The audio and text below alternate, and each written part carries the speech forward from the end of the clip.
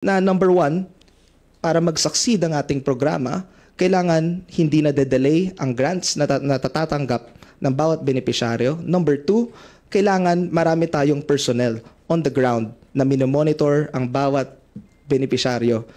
And number three, kung kulang ang budget and kung mag-a-anticipate na naman tayo ng isa pang budget deficit, it will take time to augment it. Kasi kung kukunin natin sa unprogrammed funds ang deficiency, hindi naman kontrolado ng DSWD yan. Kasi marami rin naman tayong kailangang pondahan na importanteng programa rin. So, what I'm basically saying now is that hopefully moving forward in the succeeding budgets, particularly for the 4-piece program of the DSWD, I hope that sana hindi na po magkaroon ng budget cuts para hindi na maulit-ulit ang ganitong sitwasyon.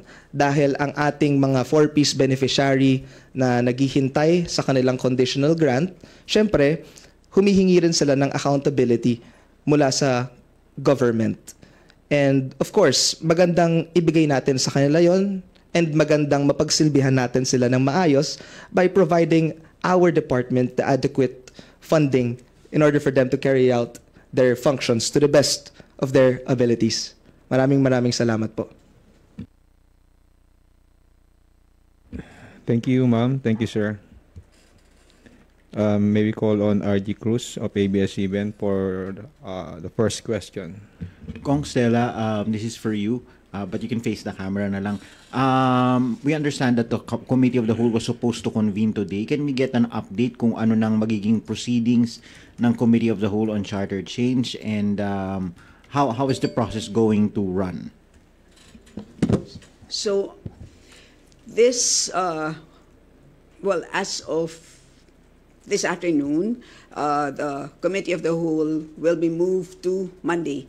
So this is because of the availability of the resource persons. So as you know, napaka-importante ang inputs ng ating mga resource persons sa panukalang batas na to. Paano bang magiging takbo ng Committee of the Whole? Is it going to be like your regular committee meeting, just that it's bigger, everybody's there, and then how do you police the proceedings, and then paano yon kung magko-Committee of the Whole ba, uulitin pa ba yung magiging deliberations doon pag nagkaroon ng plenaryo afterwards? Because of course the Committee of the Whole will have to transmit its own committee report to the plenary afterwards, and then that's when the 3/4 vote will happen if it gets there. Well, ang mangyayari nito, RG, is sa plenaryo na namin gagawin yung committee deliberation. So in a way, mapa-fast track na yung buong proceedings. When you do go to the plenary, when you reconstitute yourself as the plenary, pwedeng magbotohan na lang kayo? After, yes, that is correct. Thank you. Terence Grana of AFP Radio. Yes, good afternoon, ma'am. Ano po ang take nyo dun sa ipinasa na ng Senado na 100 peso increase? So, katulad nga po ng sinabi ko, sir, basta pagdating sa wage hike, ay suportado naman po natin ang pag-suporta or pagprotekta ng welfare ng ating mga manggagawa. Ang kailangan lang natin siguraduhin is kung ano ang binigay natin with our left hand sa mga manggagawa. Ayaw naman natin na mawala sa kaliwang kamay through economic effects ang binigay natin sa kaliwang kamay. Yun ang kailangan natin siguraduhin. And at the same time, katulad ng nabanggit ko kanina, iba-iba nga po ang presyo sa bawat region. So baka yung 100 pesos po, baka kulang na kulang po dito sa NCR. Baka sapat siya sa ibang region, pero kulang na kulang dito sa NCR kasi mas mataas po ang presyo ng bilihin dito sa NCR. So yun po ang kailangan natin pag-aralan. Yung 100 pesos po kasi na wage hike sa Senate bill, yan po ay across the board. Pareho po yan sa lahat ng regions. So yun po yung nakikita po natin na baka pwede po natin pag-aralan pa. So ang kailangan kasi dito is equitable siya. So yan ang that's why we need to be able to get the inputs of our experts, particularly yung ating regional wage boards. Kasi sa ngayon, ang sistema is pagdating sa minimum wage hike determination, pinapaubaya po natin yan sa regional wage boards. So that's the current system. So ang tanong is, isasantabi ba natin yan and adopt a uniform minimum wage hike for every single region?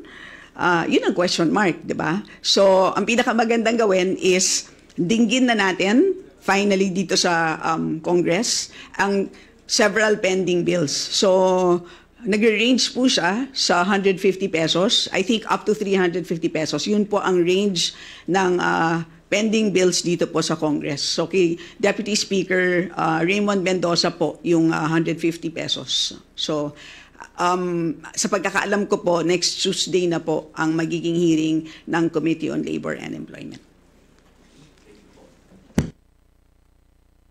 Thank you, ma'am. Gab Lalu of Inquirer. Hello. Last Friday, kasi previously, di ba may sinabi kayo na yung pag nagtaas ng sweldo, ma-hurt yung mga MSMEs, mahihirapan yung mga small businesses. So, last Friday, I relayed your fears to Labor Leader Luco Espiritu. And sabi niya, kung yung MSME argument daw, ang nagpo-push lang daw nun yung mga malalaking kumpanya. So, ang suggestion niya, kung concerned daw talaga ang government sa mga MSMEs, bakit hindi i-subsidize ng government yung wage increase cost ng mga MSMEs? Kumbaga, yung gobyerno magbabayad nung itataas ng sweldo. Ano pong tingin niyo doon sa ganung proposal? Actually, hindi ako nagsabi ng comment na yun tungkol sa MSME. But anyway, gayon pa man. I mean, it was mentioned No, in the that's press fine. briefing. Yes, that's fine. But gayon pa man, sa pagkakaalam ko, exempt naman po yata ang MSME sa Wage Rationalization Act. So, I think that already covers it. So, hindi na natin kailangan pang pag-usapan yung exempt po sila. Ayan. On the four-piece issues naman, sinasabi kasi ni Senator Amy Marcos na yung ni-remove na funds, talaga namang hindi nagagastos. Kumbaga, hindi pa siya nare-release kasi. Kaya pinatanggal na lang. Instead, ibalik pa sa Treasury. So, what can you say about that? Yes. Thank you for raising that question. Gusto ko rin sana habulin yon, no? According to the good senator, hindi nagamit. 45% lang ng fund yung nagamit. And that is the supposed rationale kung bakit tinanggalan ng 13 billion pesos. Ngayon, ito lang naman po yung issue natin tungkol dyan. Tinanggalan ng 13 billion pesos noong 2023. If we were to review the four-piece law, nakalagay po dyan na dapat merong nationalized household targeting system to be renewed every 3 years. Yan yung tinatawag nating listahanan at dyan natin kinukuha ang mga beneficiary ng four-piece. Ngayon, balikan po natin ang listahanan 3, listahanan 2. Listahanan 3, supposed to commence on the year 2019. Hindi pa po ako member ng Congress during that time, pero aware po ako na for that particular year, the budget was passed at the end of the first quarter. And normally, natatapos siya bago matapos ang calendar year. So that is fortuitous event number 1. Second event na hindi natin na-foresee, 2020, tumama yung pandemic. Now, nag-commence yung listahanan 3, 2019, dapat by 2022, tapos na siya. So, ano yung explanation kung bakit 45% lang ang nagastos ng DSWD? Yan lang ang nagastos ng DSWD kasi na-exhaust na nila ang pwede nilang gastusin. Sa madaling salita, ang mga nakalistang pangalan sa listahanan 2 and listahanan 1, yan na lang talaga ang pwedeng paggastusan ng DSWD. However, the DSWD has informed both chambers of Congress. And of course, since 2019 pa, sinimulan ang listahan ng 3. And alam nating lahat, maraming mahihirap sa Pilipinas. At the end of 2022, doon na-complete ang listahan ng 3. And at the beginning of the year, nabuo na ang 4.4 million households, and then dyan tumiming ang deficit ng 13 billion pesos. So sa madaling salita po, ang dahilan kung bakit, I know the good senator might have good intentions kasi nga nakita niya mababa ang utilization rate ng agency, pero kung bubusisiin natin ng maayos at kakausapin natin ang ahensya at aalamin natin ang dahilan kung bakit yan lang ang nagastos. Kasi during that time, yun lang talaga ang pwedeng gastusin ng DSWD. Para maging parte ng 4Ps, hindi naman yan automatic na basta may mahirap, pasok agad. Hindi siya ganun kasimple. May batas kasi tayong sinusundan, may batas na sinusundan yung ahensya. At nung lumabas ang listahan ng 3, nakakalungkot na malaki ang nabawasang budget. Kaya po nag-arise ang ganitong problema. Can I just, babalikan ko later yung tanong mo, ha? So kung yung follow-up mo sa 4Ps, mamaya na lang ako mag-intervene. Dun sa minimum wage, dun sa MSMEs, nakalimutan ko lang banggitin kasi naalala ko bigla yung conversation. Sorry, senior moments na ako. So, okay, kahit na exempt ang minimum wage earners because of a law, tatandaan natin, ang importante kasi is ayaw natin ng wage distortions.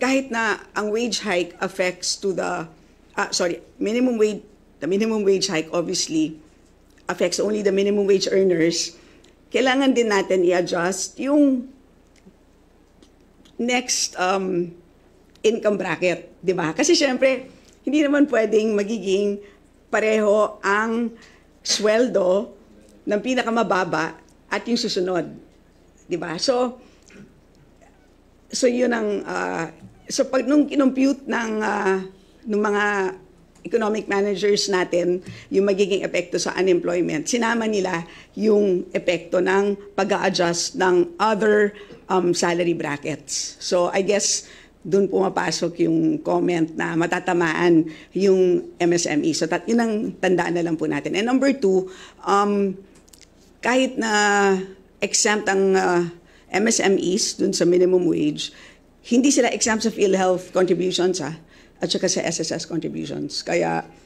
ko rin naisip na magandang masuspend ang PhilHealth contributions nila. So talagang at least yon klaro na meron silang temporary relief. Thank you. Kuya, follow up lang. Sige. Okay, Gab, go ahead. Sir, meron bang personally mga 4Ps beneficiaries na lumapit sa inyo na dahil dun sa nangyaring yun, hindi na sila nakatanggap afterwards? Merong ganong cases na lumapit sa inyo mismo? Definitely. And in any case, it is also public knowledge na ang daming benepisyaryo ang nagreklamo dahil delayed ang pagdating ng kanilang cash grant. Okay, thank you. Sa panukala ng Department of Agriculture na imbes pera ang pamamahagi natin sa 4Ps ay bigas. Bigas na lang po daw ang ibibigay imbes na pera. Ano po ang take nyo dito? Thank you. Of course, I think we need careful study and scrutiny on that, but if it were to be my personal preference, syempre, mas maganda pa rin in the form of cash grant kasi yun na rin yung nakasanayan natin and there are already systems in place kung paano ma-receive ng beneficiary ang cash grant. Mas madali i-distribute ang cash. Yun ang first. Ekonomista kasi ako so parang ko ano yung pinaka-efficient. And ang pag nagbigay ka kasi ng cash sa isang mahirap na pamilya, yun din naman ang pupuntahan ng cash. Mapupunta talaga sa your most basic need, which is bigas. Ang problema kasi kung bigas, magpro-procure pa ang isang ahensya. And alam naman natin na hindi tayo magaling sa pag-procure, nagtatagal, and at the same time, baka alam niyo na magkaroon pa ng kung ano-anong pangyayari. So, yun ang mga downside. Pero ang kagandahan sa bigas, alam nyo, sure ka na mapupunta talaga si bigas, hindi siya mapupunta sa sugal or alak or sigarilyo. So, yun ang may upside, may downside. Pero pangkalahatan, may advantage in terms of bilis and in terms of bilis ang cash grants. Hingi lang po ako ng comment or statement ninyo doon sa directive ni PBBM sa DSWD and NEDA na magkaroon ng mechanism para magkaroon ng automatic adjustment yung cash grants sa 4Ps para makasabay siya sa inflation. And if ever po, baka meron na rin po kayong nakikitang suggestions. Thank you po. Yes, I'm glad you asked that question. Actually, here in the House of Representatives, sa committee natin on poverty alleviation, nagkaroon na tayo ng technical working group kung saan meron tayong consolidated bill. Hindi lang ako sure kung kailan siya nakaschedule for second and third reading, pero natapos na ng technical working group na ito and ina-adjust natin ang amount ng cash grant para makapagsabay siya sa inflation. So for example, dun sa educational grant, 'di ba? The elementary level meron diyang 300, gusto sana natin gawing 500 dito sa house. Junior high school, 500 pesos ngayon, dito sa house gusto natin gawing 700, and then sa senior high school from 700 gusto natin gawing 900. And of course, gusto rin natin pataasan diyan ang kanilang mga health grant to around 1,750. And it is also important kasi sa current 4-piece law na meron tayo, I think the mandatory review period is it's not happening on a yearly basis, no? I-double check ko na lang kasi ayoko magkamali sa exact number of years bago mag-review. I think it's either 3, 5, or 7. But here in the House, we proposed that the review period should be once a year because hindi naman natin alam kung kailan darating ang susunod na pandemya o sakuna. So at least every year, rine-review natin. And kung sakaling magkaroon ng emergency at mabawasan ang buying power ng peso, madali mag-make ng adjustment. Napakahalaga rin na every year meron tayong mechanism in place kung sakaling i-adjust yung presyo dahil every year rin natin inaasikaso ang budget. At least kung magkakaroon ng adjustment as to the amount of cash grants na pwedeng matanggap ng isang 4-piece beneficiary, kami dito sa Kongreso and siguro sa Senado, at least mapapasok namin sa budget ang wastong halaga upang magampanan ang mga nakasaad doon na presyo ng cash grant.